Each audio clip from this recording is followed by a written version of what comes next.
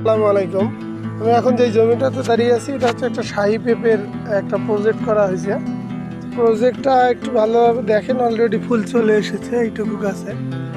এটা হচ্ছে মাতৃ, আমরা একটা করে মাদাতে দিয়েছিলাম দুইটা তিনটা করে। আর এইটা দেখেন দুইটাই দেখেন যে মাত্রা হয়েছে। এটা আসলে দেশি ভ্যারাইটির মধ্যে একটা জাত। তো তারপরেও মাশাল্লাহ আবার কোথাও কোথাও একটা মাতৃ একটা মাত্রা এরকম হয়েছে। এটা এরকম দেখেন, এই যে এটাও মাতৃ। তো এখানে আবার দেখেন দুইটা গাছ দুইটাই আপনার মাত্রা আছে।